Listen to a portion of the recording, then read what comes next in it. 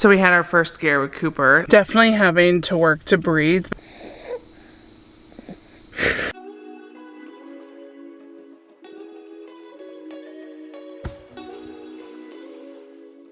So we had our first scare with Cooper last night. If you can't tell, I haven't even like bothered with my hair. I'm tired. I didn't really sleep that great. We ended up calling the emergency hotline at like 10 o'clock last night because he was having a little bit of labored breathing and making some noises. And I think anytime there's any concern with their breathing, it's really important to take seriously.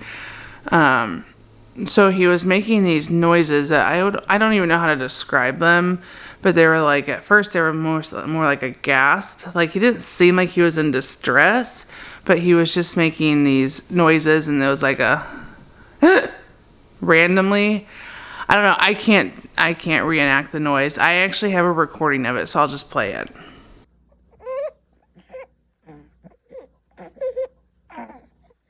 And he made those noises for a little bit, and then it started into more of like a consistent, like a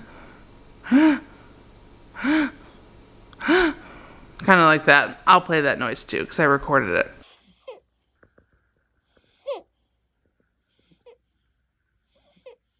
And although like he didn't seem like he was in major distress, like his chest was like really, really working hard to rise and fall.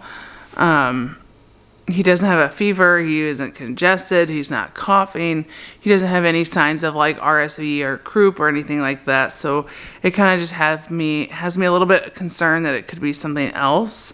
I was an asthmatic growing up, and I don't know if that's hereditary or not. So I am a little bit more like aware of breathing. When I called the emergency hotline, they were listening to him like through the phone, and I just kind of went over everything, and they basically said that like if he got any worse that we should take him into the ER, but he didn't get any worse, so we ended up just staying home through the night. And they also suggested like giving him a steam shower and to see if that helped. And then as soon as I picked him up out of his bassinet, he stopped those noises. So it gets worse when he lays down, and we did do the steam shower, and then we laid him down, and it did seem to help a little bit. I don't know if it was the sitting up that helped or the steam shower that helped, but he was still making those noises, but they weren't near as severe. And that was another reason why we kind of decided that we didn't need to go into the ER. I was a little bit nervous to sleep too deeply because you just don't know. So we have a doctor's appointment today at 10:30. So hopefully that goes good and we can see. It's always scary, like when it's their breathing. So, well, I'm glad we went. So when we got to the doctor, he was retracting and still like definitely having to work to breathe. But she does think he might just have a cold, and he doesn't have COVID, RSV, or I can't remember the other thing that they tested, but we are just supposed to like really closely monitor him, especially because he is labored breathing. And my gosh. Okay, so we're home now, and he is sleeping in his crib, and he really needs to sleep. I just know that he hasn't had good sleep. He's been pretty restless, and can you blame him? He hasn't been breathing very well. But I am really glad that we went to the doctor. Actually, technically, it's a nurse practitioner. Our nurse practitioner is amazing. She's just so good.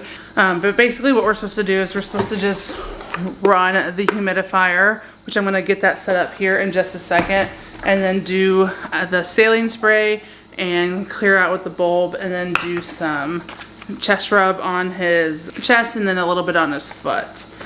And hopefully that makes a difference. I'm also supposed to just closely monitor him. If he starts retracting more than he is now, we either need to call the office if it's during the day, or if it gets really bad, just take him to the ER. But man, it is scary when your little baby is struggling to breathe. And now I'm like sitting here thinking about my poor parents, because it is a horrible feeling. And he's not even that sick. He just has a little bit of a cold.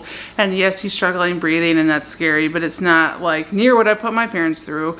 I had open heart surgery when I was 2 years old, and I cannot imagine what they felt like when their little 2-year-old daughter was being sliced open for open heart surgery. But anyway, I'm gonna go ahead and get this stuff set up. You're not gonna like this at all, but I have to. Okay, it's to make you feel better.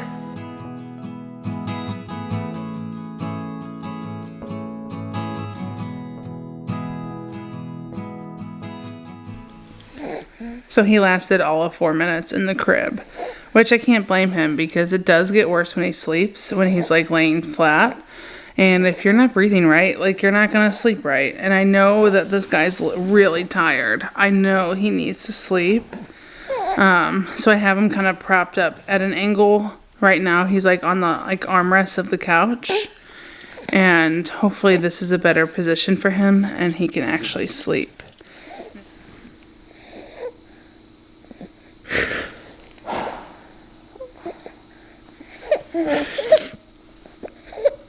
God, like having a sick baby is so hard. Like you're just constantly worried.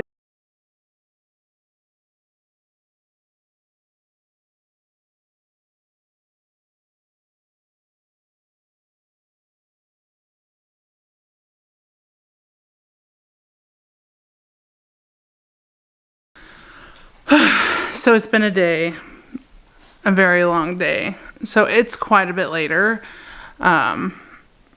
So the last update I had was that he didn't want to sleep on his, like, laying flat.